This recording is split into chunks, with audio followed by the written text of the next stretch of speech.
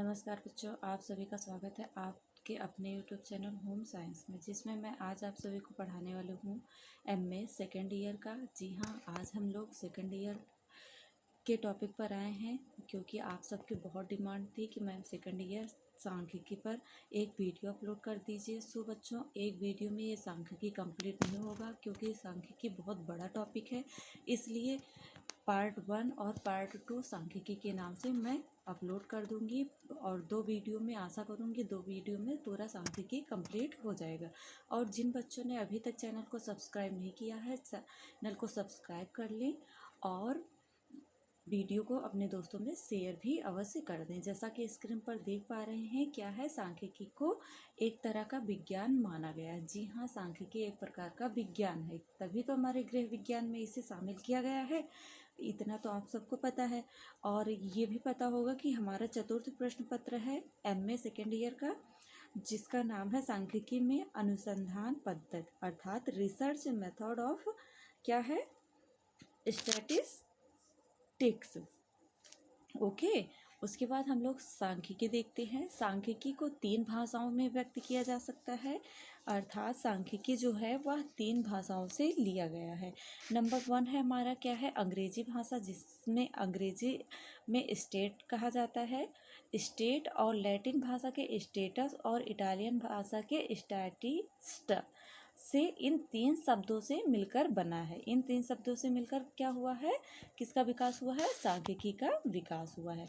जैसा कि आगे देख पा रहे हैं स्क्रीन पर, प्राचीन काल में सांख्यिकी शब्द का प्रयोग राज्य के कामकाज, जी हाँ, पहले लोग क्या करते थे, इसका सांख्यिकी का प्रयोग कहाँ पर करते थे, अपने कामकाज, जो राजा होते थे वो अपने राज्य के जो कामकाज होते थे उनके संदर्भ में करते थे।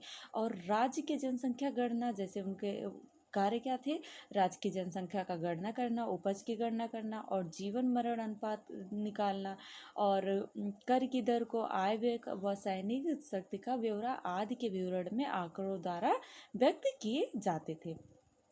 और इन्हीं आंकड़ों के संबंधित था, इन्हीं जो राजाओं द्वारा आंकड़े व्यक्त किए जाते थे राज्य में, इन्हीं आंकड़ों के से संबंधित था, और इसी के कारण इसे राजतंत्र का विज्ञान कहा गया। जी हाँ, यदि प्रश्न में बनता है सांख्यिकी को किसको राजतंत्र का विज्ञान कहा गया है, तो किसको कहा गया है, सांख्यिकी को कहा गया है। इसके बाद ये कब कहा गया था, प्राचीन काल में कहा गया था। और उसके बाद सम्राटों का भी विज्ञान कहा जाता है। किसको कहा जाता है प्राचीन काल में, सांख्यिकी को कहा जाता है। एक साधारण व्यक्ति होता है जिसके लिए क्या होती है, सांख्यिकी केवल नंबरों का खेल होता है। यदि नॉर्मल भाषा में देखा जाए तो नंबरों का खेल, सांख्यिकी का मतलब ही ऐसे बोलने से ही पता चलता है कि सांख्यिकी जी हाँ संख्याओं से संबंधित है, अर्थात नंबरों का खेल है। और आगे देखते हैं क्या है, सांख्यिकी की परिभाषाओं को 2 शब्दों में अर्थात 2 भागों में विभाजित किया जा सकता है। नंबर 1 है हमारा सांख्यिकी आंकड़ों की परिभाषा है, और 2 है हमारा सांख्यिकी विज्ञान की परिभाषा है। और हम परिभाषा के बारे में जानते हैं। सबसे पहला जो परिभाषा है, इनकी ये परिभाषा बहुत ही फेमस है, ब्राउली जी की।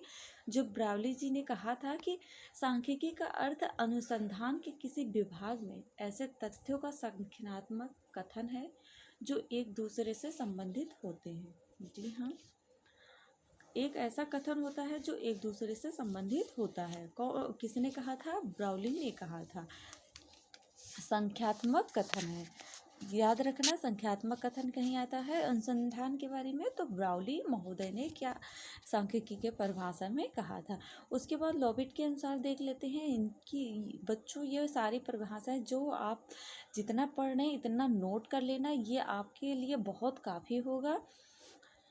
और लेविट के अनुसार क्या है, लेविट ने कहा था कि सांख्यिकी वह विज्ञान है जो घटनाओं की व्याख्या, जो क्या करती है, जैसे प्राचीन काल में कहा जाता था कि राजकाज के लिए जो घटनाएं होती थी इन सभी का ब्यौरा रखा जाता है, वैसे ही लॉबिट ने कहा था कि सांख्यिकी वह विज्ञान है जो घटनाओं का व्याख्या, उनका वर्णन तथा उनकी तुलना के लिए आवश्यक आंकिक तथ्यों के क्या होता है, आंकिक तथ्यों के संग्रह, वर्गीकरण एवं सर्डियन से संबंध रखता है। यही क्या कहते थे, हमारे लॉबिट ने कहा था।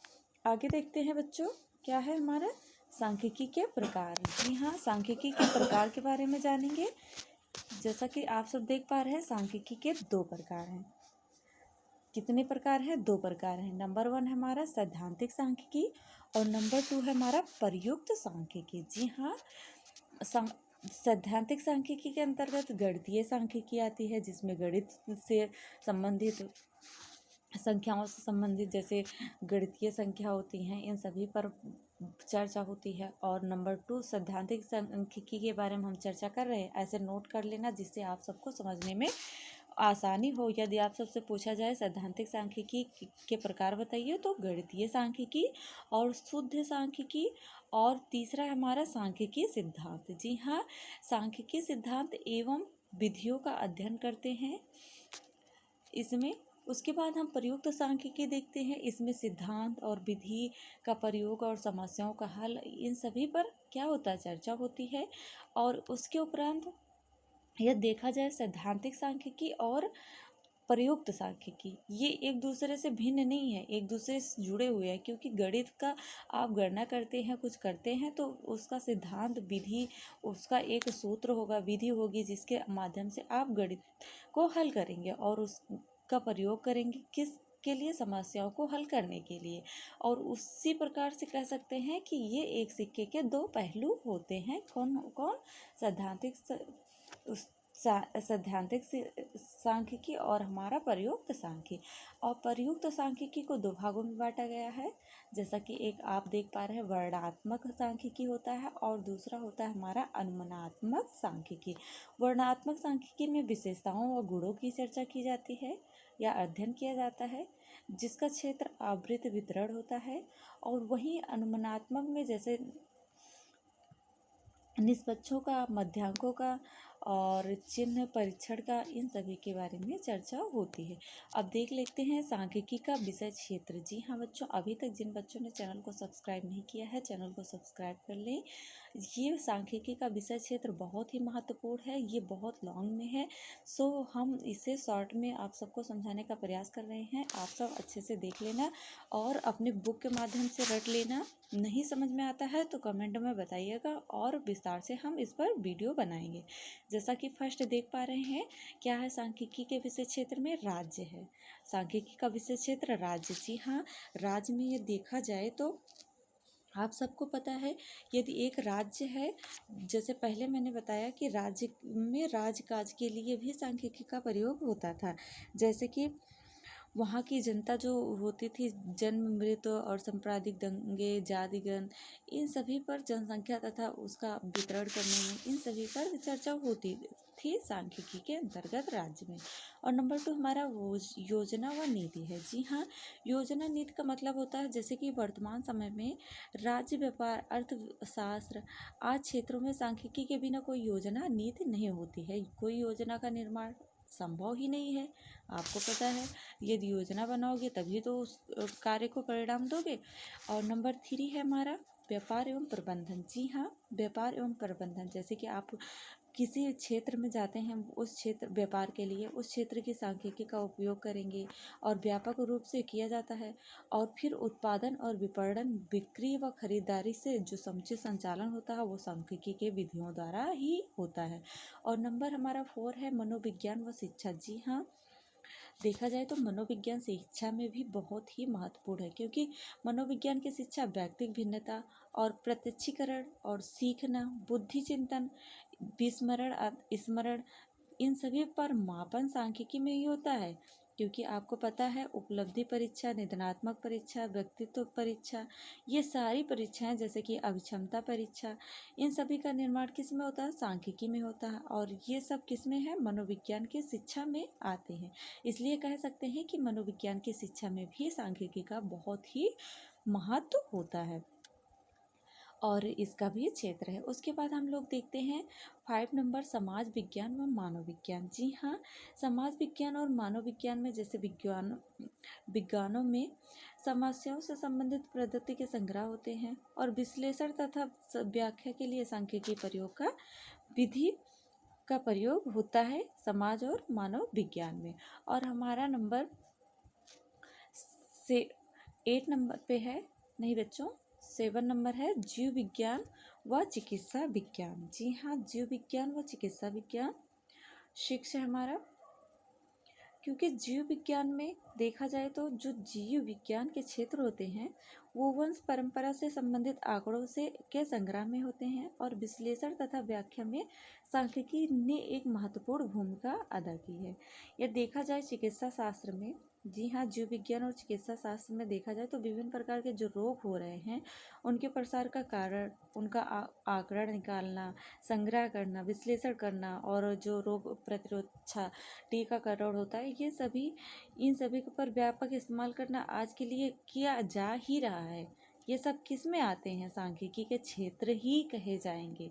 उसके बाद हमारा 7 नंबर है ज्योतिष एवं भौतिक विज्ञान। जी हाँ, ज्योतिष एवं भौतिक विज्ञान। नहीं बच्चों, पहले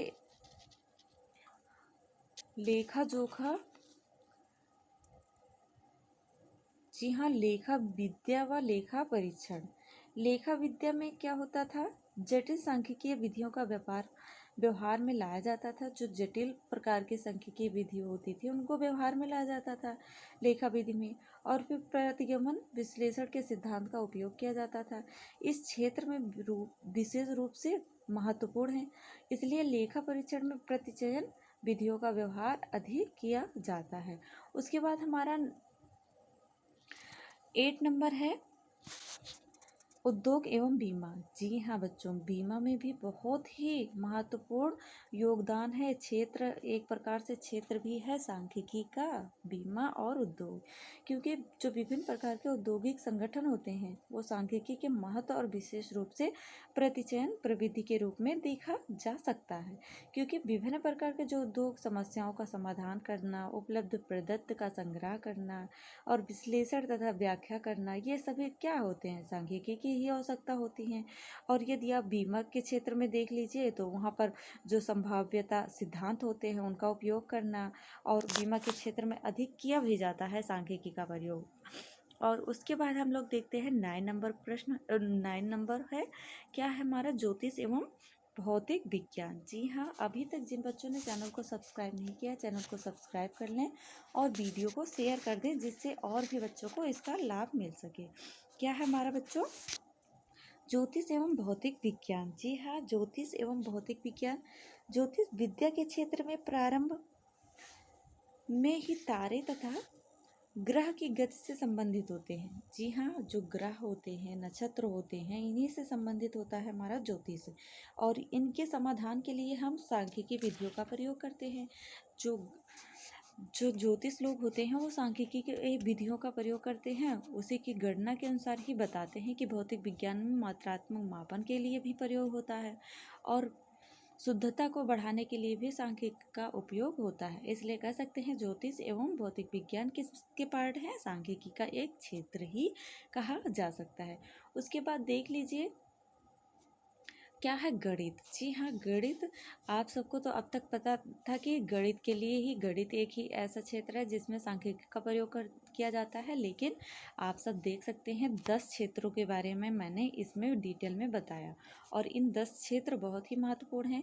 गणित के बारे में दो लाइन जान लेते हैं, जैसा कि गणित एक सांख्यिकी के बीच गहरा संबंध भी होता है, गणित व सांख्यिकी के बीच, और वास्तव में सांख्यिकी गणित की एक शाखा ही है। जी हाँ, यहाँ तक कि सांख्यिकी की एक नई शाखा विकसित हो गई है जिसको हम गणितीय सांख्यिकी कहते हैं। जी हाँ, गणितीय सांख्यिकी को एक शाखा है जिसे हम गणितीय सांख्यिकी कहते हैं, और जो बच्चे मैथ से इंटर किए होंगे उनको पता होगा। आशा करती हूँ वीडियो अच्छा लगा होगा, और नेक्स्ट वीडियो में इसके आगे जानेंगे। इसके आगे हम लोग उपयोगिता, महत्व, सांख्यिकी की उपयोगिता और महत्व के बारे में जानेंगे। सो बच्चों, आप सभी का दिन अच्छा हो। Thanks for watching. जय माता रानी।